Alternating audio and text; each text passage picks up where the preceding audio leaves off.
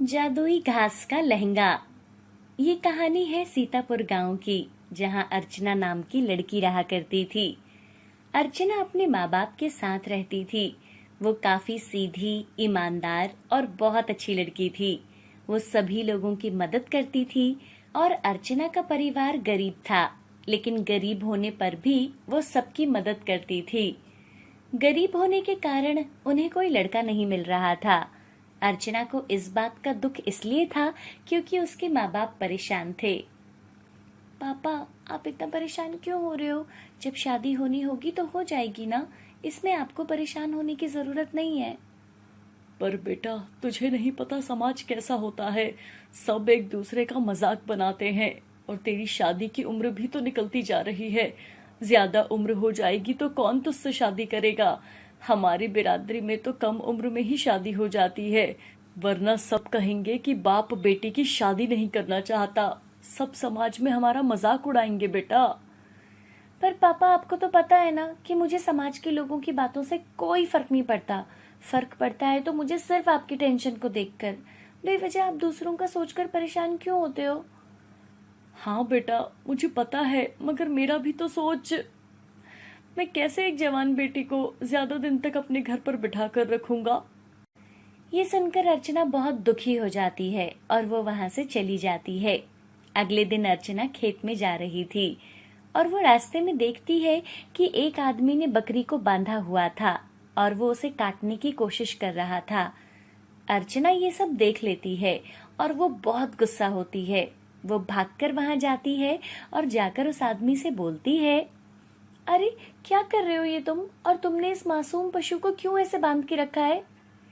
ए लड़की, तुम कौन होती हो मुझे ये बताने वाली? ये मेरा पालतू जानवर है। मैं इसके साथ कुछ भी करूं, मेरी मर्जी, और मैं वैसे भी इसकी बलि देने वाला हूँ।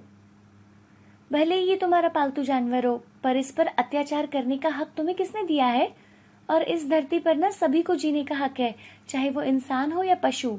और तुम कैसे इंसान हो जो मासूम और बेजुबान की बलि देकर तुम किसे खुश करना चाहते हो? अरे मुझे माफ कर दो, मुझसे बहुत बड़ी गलती हो गई। आज तुमने मेरी आंखें खोल दी। तुमने सही कहा, जीने का हक सबका है, पर मैं बहुत गरीब हूँ, इसे कहाँ से खिला पाऊंगा। ठीक है, अगर ऐसी ही बात है तो आज से ये मेरे साथ मेरे घर पर रहेगा। मैं इसकी देखभाल करूंगी। फिर अर्चना वहां से उस बकरी को खोलकर उसे अपने साथ लेकर अपने घर चली जाती है। मम्मी देखो, आज हमारे घर में एक नया मेहमान और आ गया है। अरे अर्चना, कितने जानवरों को बचाएगी और कितनों को घर में लेकर आएगी? आधे से ज्यादा पैसे तो हमारे इन पर ही खर्च हो जाते हैं। और तुझे तो पता ही है ना, तेरे बाबा का काम वैसे भी अभी सही नहीं चल रहा, और तू आज एक और जानवर ले आई। तो मम्मी क्या हुआ? ये जानवर खाते ही कितना है, और देखो ना कितनी मासूम बकरी है। ये तो सिर्फ घास खाती है और कुछ भी नहीं खाती। तो उससे बहस करना तो बेकार है। जा इसे वहीं जाकर बांध दे जहाँ सारी बकरियां और बाकी जानवर हैं। अर्चना हंसते हुए उस बकरी को लेकर वहां से चली जाती है और उसे बाकी जानवरों के साथ बांध देती है। और फिर वो बैठी हुई खुद से ही बातें कर रही थी। पता नहीं लोग इन जानवरों पर इतना अत्याचार क्यों करते हैं। भला जानवर भी कोई खाने की चीज है? खाने के लिए दुनिया में इतनी सारी चीजें हैं, फिर भी लोग उन सबको छोड़कर इन्हें ही अपना भोजन बना लेते हैं। अर्चना की ऐसी ही आदत थी। वो सब लोगों की मदद करती थी और उसे जानवरों से बहुत प्यार था। उसकी उम्र भले ही बड़ी थी, मगर वो बहुत ही बच्चों जैसी हरकतें करती थी। शाम को उसके बाबा घर आते हैं। अर्चना बेटा, कल तुझे देखने के लिए कुछ लोग आ रहे हैं, तो थोड़ा अच्छे से तैयार हो जाना। ठीक है पापा, परेशान मत हो। और ये जो रिश्ता आया है, आप इसे ही फाइनल कर देना, क्योंकि मैं आपको और परेशान होता हुआ नहीं देख सकती। अरे बेटा, ऐसे थोड़ी ही ना होता है। मैं तुझे कहीं भी कोई भेज दूंगा। मैं अपनी बेटी के लिए एक बहुत ही अच्छा लड़का और परिवार ढूंढकर ही उसकी शादी करूंगा। अगले दिन अर्चना को देखने के लिए कुछ लोग आते हैं और कुछ दिनों के बाद उनका फोन आता है कि उन्हें अर्चना पसंद आ जाती है। भाई साहब, हमें अर्चना बहुत पसंद है और हम उसे अपने घर की बहू बनाना चाहेंगे। और राघव भी यही चाहता है कि शादी की तारीख थोड़ी जल्दी हो। वैसे भी जब सब कुछ सही हो तो शुभ काम में देरी नहीं करनी चाहिए। जी भाई साहब, बिल्कुल सही कहा आपने। मैं आज ही पंडित से शादी की तारीख तय करवा देता हूँ। अर्चना के घर में शादी की तैयारियां शुरू होने लगती है। अर्चना इस बात से बहुत खुश थी कि उसके पापा बहुत खुश हैं। पापा, आप तो ऐसे खुश हो रहे हो जैसे आपको मुझसे छुटकारा मिलने वाला है। आप देख लेना, मैं शादी के बाद भी ना आपको तंग करने आती रहूंगी। अरे बेटा, ये तेरा ही घर है, जब तेरा मन करे तू तब आना, और ऐसी बात कभी मत करना। मुझे तुझसे छुटकारा चाहिए। मुझे तो तू सबसे प्यारी है। ये तेरा घर है, और तेरे जाने के बाद बेटा ये घर बहुत सूना हो जाएगा। अर्चना अपने पापा के गले लग जाती है। अर्चना को बस एक बात का डर था कि उसकी शादी अच्छे से हो जाए और उसके बाबा को कोई भी ताना ना मार पाए और ना ही उन पर उंगली उठा पाए। अर्चना कुछ देर बाद अपना लहंगा खरीद कर आती है और इतने में उसे बाहर से कोई जोर जोर से चिल्लाकर बुलाने लगता है और वो लहंगे को पलंग पर रखकर बाहर भाग जाती है। अरे अर्चना बेटा, हमारी बकरी बुलबुल कहीं खो गई है, तो हमारी मदद कर देना उसे ढूंढने में। हाँ आंटी, आपकी बकरी यहीं कहीं होगी, आप परेशान मत हो, चलो उसे ढूंढने चलते हैं। अर्चना बुलबुल को ढूंढ कर ले आती है। तभी वो आकर देखती है कि उसका लहंगा जमीन पर पड़ा हुआ था और वो सारा फट चुका था। लग रहा था कि किसी जानवर ने उसे आकर फाड़ दिया हो। ये देखकर अर्चना बहुत परेशान हो जाती है। अरे ये क्या हो गया? अब मैं शादी पर क्या पहनूंगी? पापा का तो वैसे ही बजट खराब है, इस शादी के चक्कर में मैंने उनकी एक और परेशानी बढ़ा दी। ये कहकर अर्चना रोने लगती है। वो बकरियों के पास जाकर बैठ जाती है और वहां रोने लगती है ताकि उसे कोई ना देख पाए। जब वो जोर जोर से रो रही थी तभी उसकी बकरी, जिसको उसने उस आदमी से बचाया था, वो बोल पड़ती है। अर्चना तुम रो मत, मुझे अच्छा नहीं लग रहा। और क्या हुआ मुझे बताओ। अर्चना गर्दन घुमाकर इधर उधर देखती है कि उसके आसपास से कौन बोल रहा था, पर उसे कोई नहीं दिखता। अरे यहाँ तो कोई भी नहीं आया, तो ये आवाज किसकी थी? यहाँ पर देखो। अर्चना अपनी गर्दन घुमाकर उस बकरी को देखती है। क्या तुम मुझसे बात कर रही थी? हाँ, मुझे बताओ तुम क्यों रो रही हो? मुझे आज पता चला कि जानवर सच में हमारी बात सुनते हैं और वो बोलते भी हैं। खैर, जो मेरे शादी का लहंगा था वो किसी जानवर ने फाड़ दिया और अब मेरे पास पैसे नहीं है कि मैं नया लहंगा लेकर आ जाऊं। कोई बात नहीं, मैं एक जादुई बकरी हूँ और मेरे पास कोई बड़ा जादू तो नहीं है, मगर मैं तुम्हारे लिए एक लहंगा जादू से प्रकट कर सकती हूँ, और वो भी स्पेशल घास का बना हुआ। क्या तुम सच कह रही हो? हाँ हाँ बिल्कुल। तुम बस एक काम करो, तुम यहाँ पर बहुत सारी घास लाकर इकट्ठा कर दो। मैं उस पर अपना जादू चलाकर उसका लहंगा बना दूंगी और वो लहंगा कभी नहीं फटेगा और तुम उसे किसी भी तरह पहन सकती हो। साथ ही उससे कुछ मांग भी सकती हो। तुम्हारी सारी इच्छा पूरी हो जाएगी। अरे वाह, ये सुनने में तो बहुत अच्छा लग रहा है। चलो देखते हैं क्या सच में ये जादू काम करेगा। अर्चना वहां घास लाकर इकट्ठा कर देती है और उसका थोड़ी ही देर में जादुई घास का लहंगा बन जाता है। फिर अर्चना बकरी से बोलती है, अरे वाह, ये तो जादुई घास का लहंगा सच में कमाल लग रहा है। अब देखते हैं कि इसका जादू सच में काम करता भी है या नहीं। फिर अर्चना अपनी जादुई घास के लहंगे से बोलती है, मेरे जादुई घास के लहंगे मेरे सारे जानवरों के लिए एक अच्छा सा शेल्टर बना दो ताकि उन्हें कभी कोई तकलीफ ना हो, साथ ही और भी मैं जानवरों की मदद कर सकूं। तभी जादुई घास का लहंगा एक तेज रोशनी छोड़ता है और एक बहुत बड़ा शेल्टर तैयार हो जाता है। अर्चना ये देखकर बहुत खुश होती है और वो अगले दिन अपनी शादी में उस जादुई घास के लहंगे को पहनती है और वो खुशी खुशी उस घर से विदा हो जाती है। रमेश अपनी बीमार पत्नी को खाना और दवाई देता है। ये ले जबरा, तू भी जल्दी से खाना खा ले, फिर मुझे काम पर जाना है। रमेश अपनी झोपड़ी के बरामदे में बैठकर खाना खा रहा था और पास में ही जबरा कुत्ता भी अपने हिस्से का खाना खा रहा था। तुम यही रहना, शांति घर पर अकेली है। जबरा कुत्ता भी खाना खाकर वहीं घर के बाहर बैठ जाता है। रमेश की पत्नी शांति बहुत समय से बीमार थी। रमेश सेठ के घर माली का काम करता था। वो हर सुबह शांति को खाना देता और खुद काम पर जाता। रमेश के पीछे से जबरा कुत्ता घर के बाहर बैठा रहता। उसके होते हुए कोई भी शांति के पास नहीं जा सकता था। रमेश बहुत मेहनती और ईमानदार व्यक्ति था। वो पूरा दिन सेठ के बगीचे में मन लगाकर काम करता। बगीचे में हर रोज पक्षियों को फूलों पर बैठा देखता और उन्हें फूलों से रस पीता देखकर उसका मन बहुत खुश होता था। एक दिन जबरा सुबह सुबह झोपड़ी के पीछे नीम के पेड़ को देखकर खूब भौंक रहा था। तभी क्या हो गया जबरा, क्यों सुबह सुबह सबको परेशान कर रहे हो?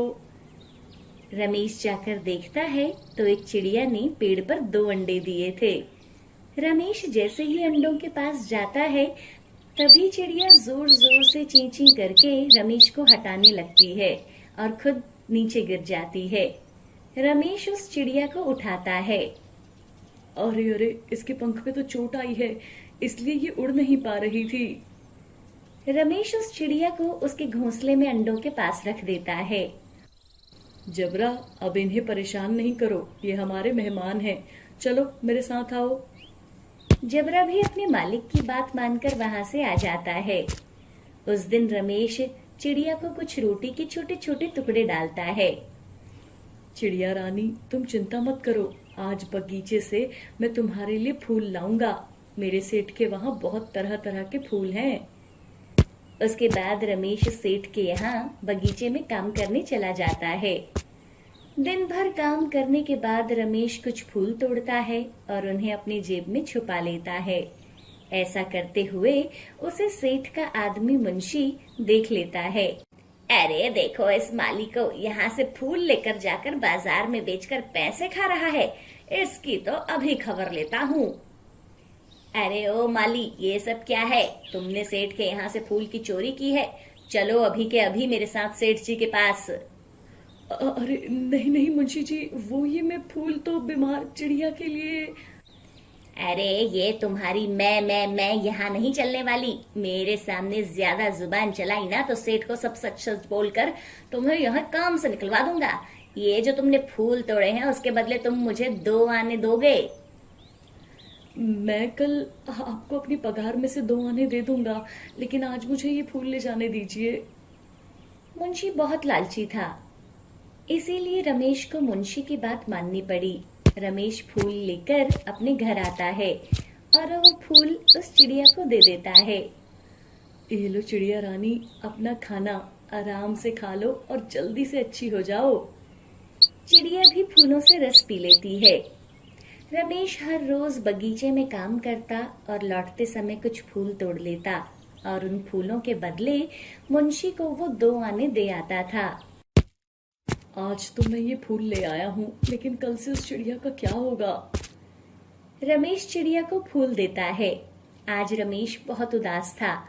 रमेश को देखते ही चिड़िया फट से उड़कर रमेश के आगे पीछे उड़ने लगती है। अरे अरे वाह, तुम तो बिल्कुल ठीक हो गई। इसका मतलब अब तुम अपना खाना ला सकती हो। कुछ देर के बाद रमेश खाना बनाता है और जबरा कुत्ते को भी खाना खिलाता है और वो दोनों सो जाते हैं। अगले दिन रमेश जब काम करके घर आने लगा, अरे कहाँ जा रहे हो माली के बच्चे? आज के फूलों के पैसे नहीं दोगे क्या? नहीं नहीं मुंशी जी, आज मैंने कोई फूल नहीं लिया है। जिस चिड़िया के लिए मैं फूल लेकर जाता था अब वो बिल्कुल ठीक हो गई है। अब वो अपना खुद खाना ला सकती है। क्या चिड़िया? अरे तुम भी कैसे मूर्ख आदमी हो। एक चिड़िया के लिए अपनी सारी पगार मुझे दे दी। तभी तो कहते हैं जिसके पास दिमाग नहीं उसका कुछ नहीं हो सकता। मंद बुद्धि कहीं का। मुंशी रमेश पर खूब हंसता है। क्यों ना इस मूर्ख का और फायदा उठाया जाए। हाँ हाँ, यही सही रहेगा। उस दिन मुंशी रात को सारे फूल तोड़कर बाजार में बेच देता है। सेठ को बोलता है कि रमेश हर रोज फूल तोड़कर उस चिड़िया को खिला देता है। ये सुनकर सेठ बहुत गुस्सा होता है और उसे काम से निकाल देता है। 2 दिन बीत गए थे। अब रमेश के पास भरपेट खाना खाने के लिए पैसे नहीं थे। वो हर रोज सूखी रोटी खाता था। एक दिन सुबह सुबह जब रमेश उठा तो चिड़िया रमेश के आगे पीछे उड़ने लगी और फिर एक छोटी सी पोटली वो रमेश के आगे रख देती है। अरे, ये पोटली कहाँ से लाई हो तुम, और इसमें क्या है?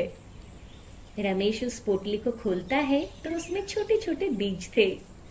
अरे चिड़िया रानी, ये किसके बीज हैं और तुम इन्हें कहाँ से लाई हो? तभी वो चिड़िया वो बीज देकर अपने बच्चों के साथ वहां से उड़ जाती है। रमेश उन बीजों को अपने घर के आगे आंगन में लगा देता है और पानी से सींच देता है। रात को भी वो चिड़िया वहां नहीं आती। लगता है वो चिड़िया अब यहाँ से जा चुकी है। सुबह से रात हो गई है, ये अब तक नहीं लौटी। अगली सुबह रमेश अपने घर के बाहर आता है और देखता है कि उसके घर के आंगन में एक पेड़ उग गया था जो फलों से भरा हुआ था। हे भगवान, ये कैसा अद्भुत नजारा है। रातों रात मेरे घर में फलों से भरा पेड़ कहाँ से आ गया, और ये कैसा फल है? ऐसा फल तो मैंने आज तक कभी नहीं देखा। आखिर ये है क्या? तभी उस पेड़ से एक आवाज आती है। मैं एक जादुई कीवी का पेड़ हूँ और मेरे फल बहुत ही लाभदायक हैं। मैं तो परी लोक में लगने वाला एक फल हूँ और मेरे बीज चांदनी परी ने तुम्हारे घर पर जो पीछे वाले पेड़ में चिड़िया रह रही थी उसने तुम्हें दिए थे। क्या वो चिड़िया एक परी थी? हाँ रमेश, वो चिड़िया एक श्रापित परी थी और तुमने उसकी मदद करके उसे उसके श्राप से मुक्त करवाया है। अब तुम मेरे जादुई फल बाजार में बेचकर पैसे कमा सकते हो और गरीब बीमार लोगों का भी भला कर सकते हो। रमेश बहुत खुश था। उसे कुछ समझ नहीं आ रहा था कि वो उस परी का धन्यवाद कैसे करे। रमेश उस जादुई कीवी के पेड़ का धन्यवाद करता है। रमेश कीवी का फल अपनी पत्नी को खिलाता है और वो एकदम ठीक हो जाती है। अरे देखो, मैं बिल्कुल ठीक हो गई। मैं खुद खड़ी हो सकती हूँ। हाँ शांति, तुम बिल्कुल ठीक हो गई हो। रमेश सारी बात शांति को बताता है।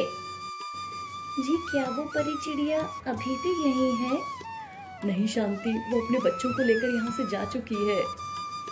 अब रमेश उन कीवी के फलों को बाजार में बेचता और खूब पैसे कमाता है। अब उनको किसी चीज की कोई कमी नहीं थी और पूरे गांव में रमेश के कीवी के फल की बातें हो रही थी। मुंशी को जब इस बात का पता चलता है तो अगली रात जब सब अपने घरों में सोए हुए थे तो मुंशी रमेश के घर जाता है और जादुई कीवी के फल को तोड़ने लगता है। तभी जादुई कीवी की जगह पत्थर मुंशी के सर पर गिरने लगते हैं। पत्थर गिरने की आवाज सुनकर जबरा भी वहां आ जाता है और पेड़ से पत्थर नीचे गिरता देख वो जोर जोर से मुंशी को भौंकने लगता है। मुंशी के सर से खून निकलने लगता है। अरे अरे मुझे बचाओ, अरे बचाओ, कोई तो हो यहाँ पर। मुंशी और जबरा की आवाज सुनकर रमेश और शांति बाहर आते हैं। तभी पेड़ से पत्थर गिरने बंद हो जाते हैं। अरे मुंशी जी, आप यहाँ क्या कर रहे हो और ये चोट आपको कैसे आई? हाय, मैं मर गया। अरे मुझे मेरे घर छोड़ दो। रमेश मुंशी को उसके घर तक छोड़ आता है। अरे भगवान, आज तो बच गया। आगे से कभी लालच नहीं करूंगा और ना ही इस रमेश के घर की तरफ देखूंगा। अरे पता नहीं कैसा जादुई पेड़ है वो जिससे पत्थर गिर रहे थे। जबरा की आवाज से तो रमेश भी उठ गया। ओहो बाप रे, आज तो मेरी जान बच गई और जान बची तो लाखों पाऊंगा।